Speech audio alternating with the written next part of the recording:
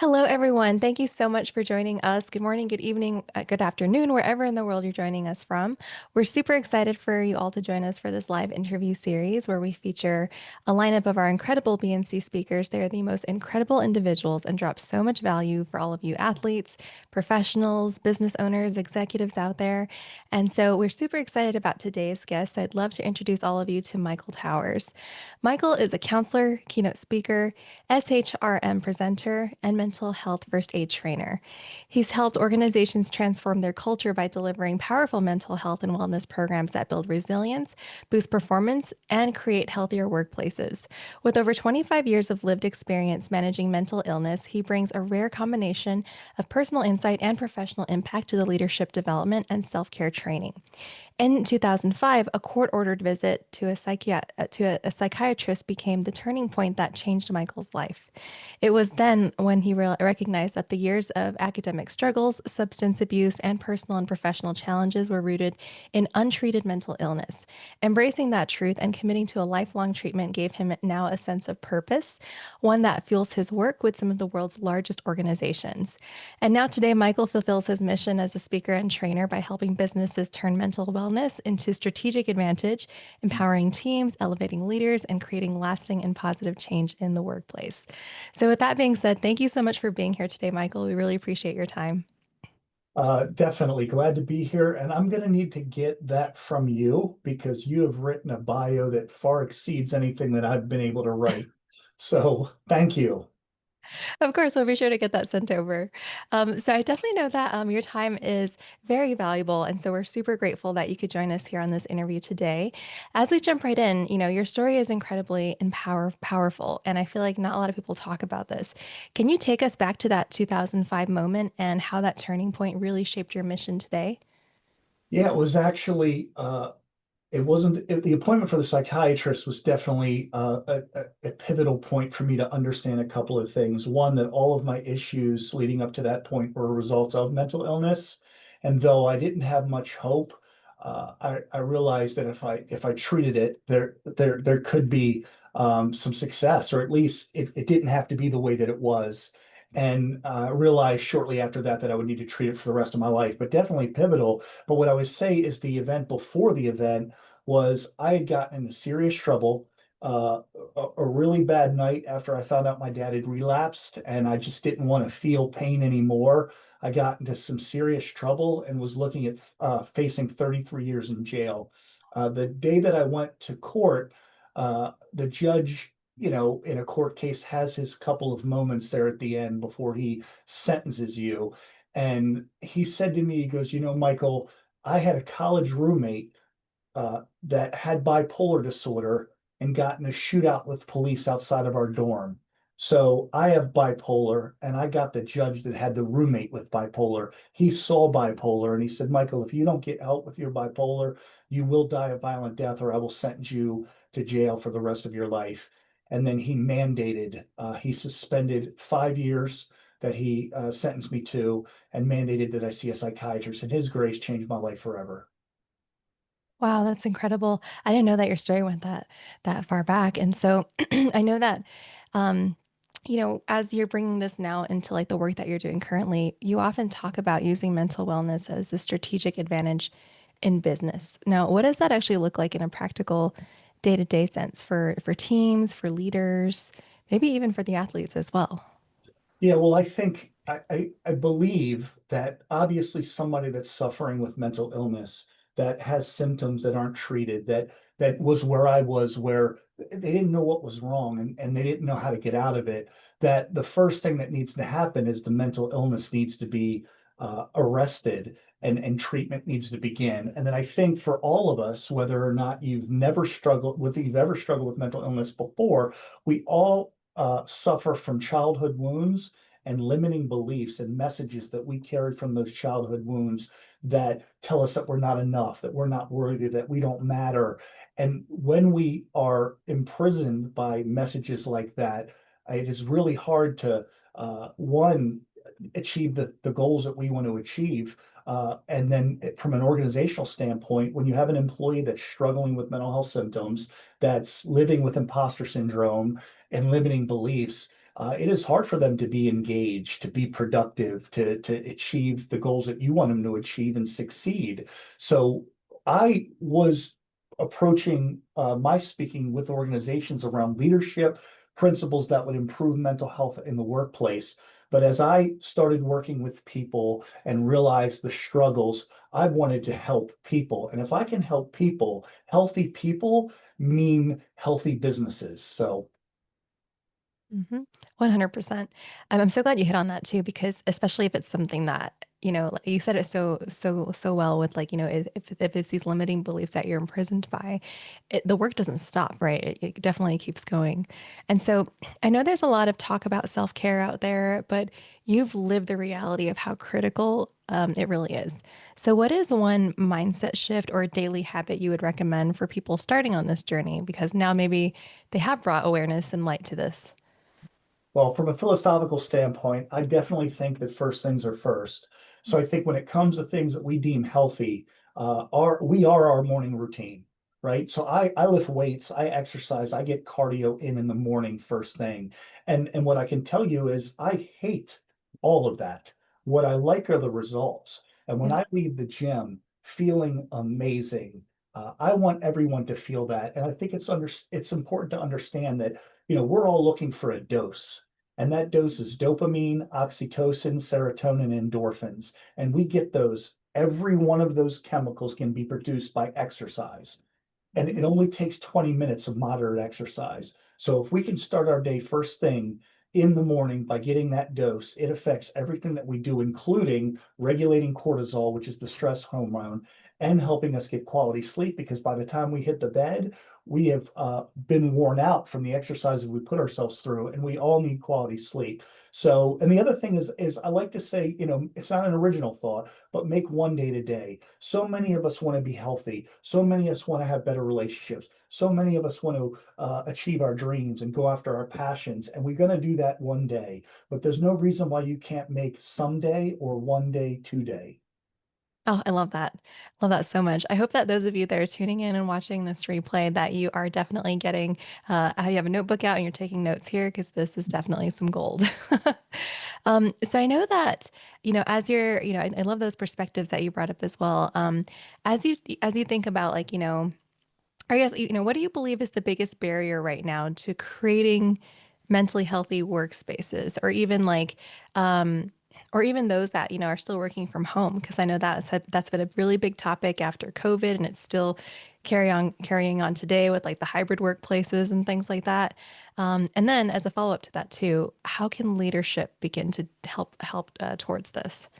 Great question. So, looking at remote and hybrid workers, it is imperative that you separate your work life from your home life, which can be very hard when work is at home.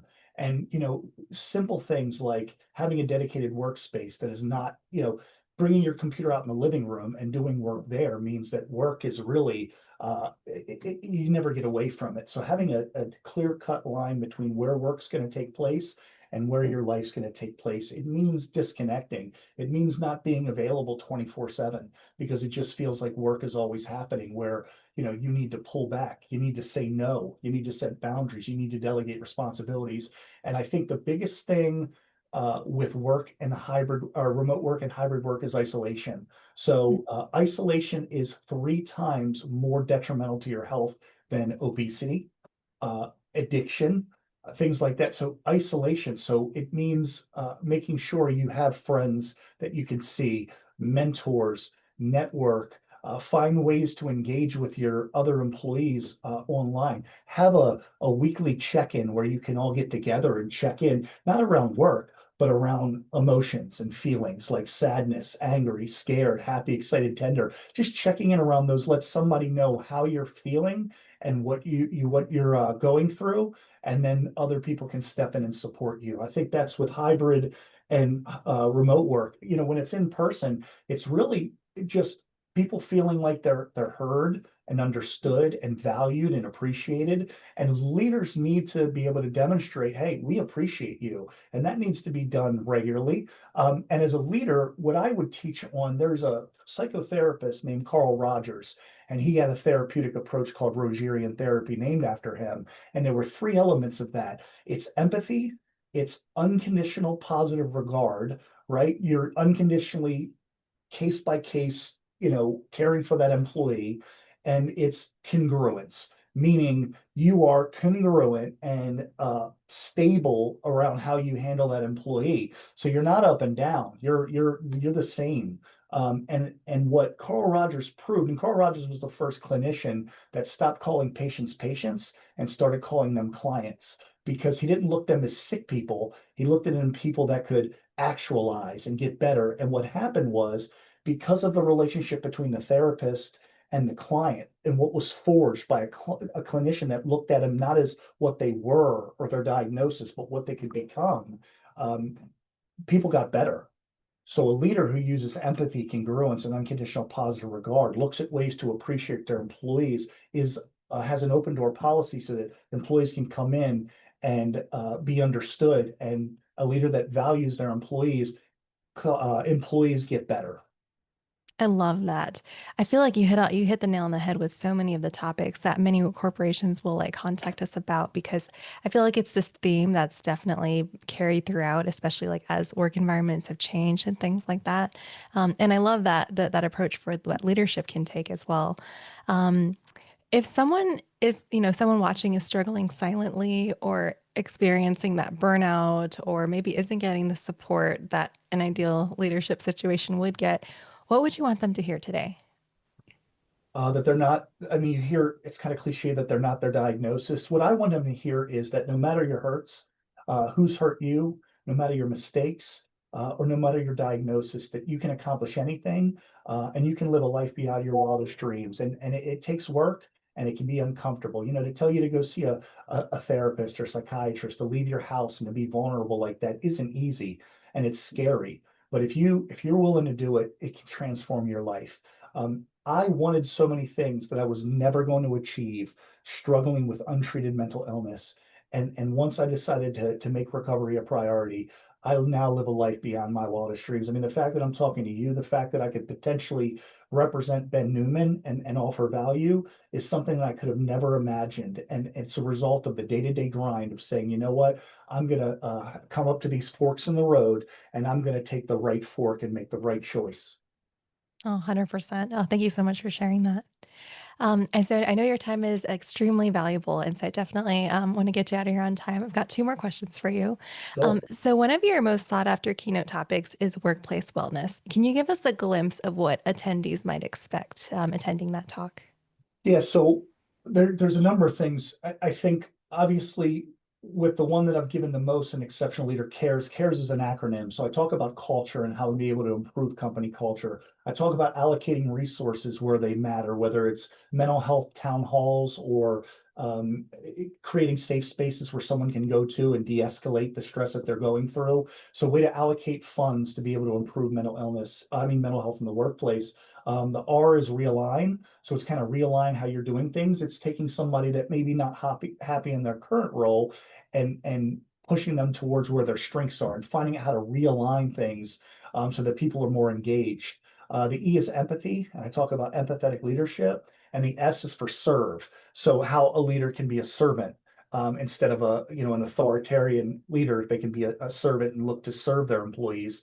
And that's but I always incorporate self-care. So I'll move from organizational principles and strategies to talking about how each individual in a keynote can do self-care. I also talk about mental health first aid, which I think should be as important as CPR. I mean, I know many people that are trained in CPR, and most of them have never given CPR, but every one of us has helped a friend going through a crisis, or a family member that's in need that could use a kind word, or someone to support them. And mental health first aid lets them do that. So helping people identify hurting people in the workplace, how to intervene, and then how to provide the support or the referral to the professional that they need is something that I definitely bake into everything that I do. I'm starting to move into conquering limiting beliefs, and I have a keynote called Limitless Leadership, and that leadership is an inside job, and it is really hard to lead authentically when we have somebody telling us over our back shoulder that we're not good enough and we're a horrible leader.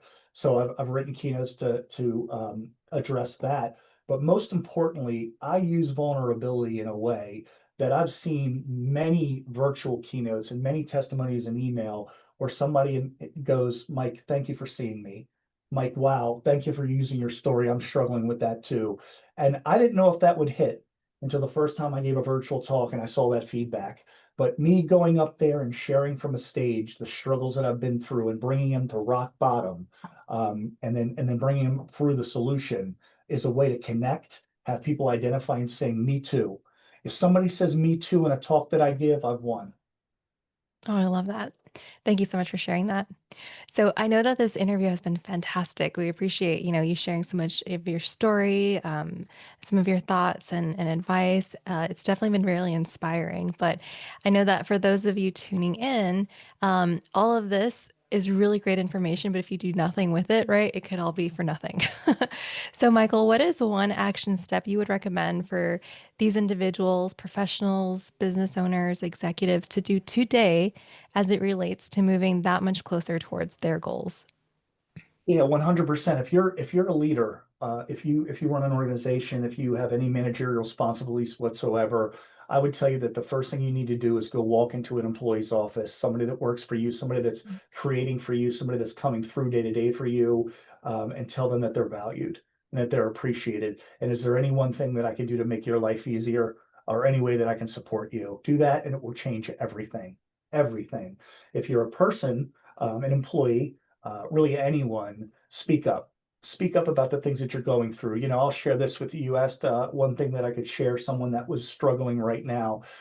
I do a lot of soul work through an organization called the Crucible Project, and we do men and soul work, and it's great. It's a great community of brothers. But we just had one of them, and he's a pastor, kill himself, take his own life, and surrounded by men that love him, men that would do anything for him. Speak up. If you have something going on, raise your hand and at the top of your lungs say, I need help. Please help me.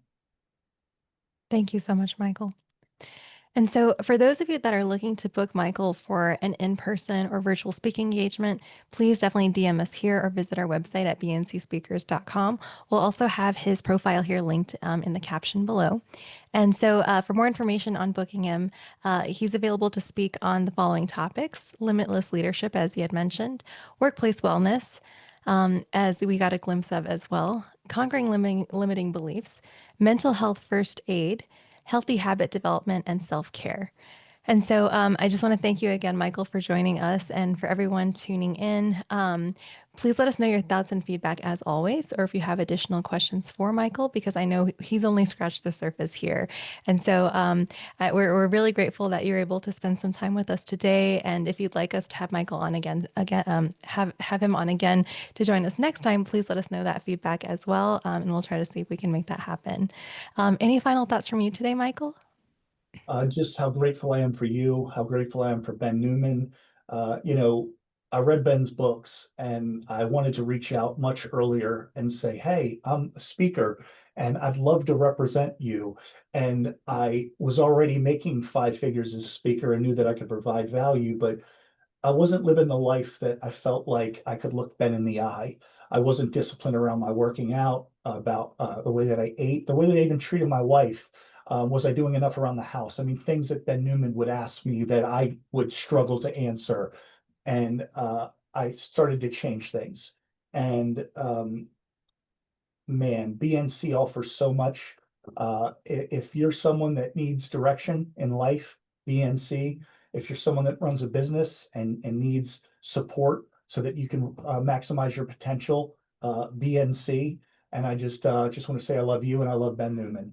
Oh my gosh, thank you so much, Michael. Likewise, definitely share the same sentiments and super grateful to have you here on the roster with us. And we're super excited for what lies ahead because I know this is only the beginning. So thank you again so much for your time. Thank you again for everyone tuning in. We look forward to serving and supporting you in the future. All right, have a great day. Awesome. Awesome. You too. Thank you. Thank you.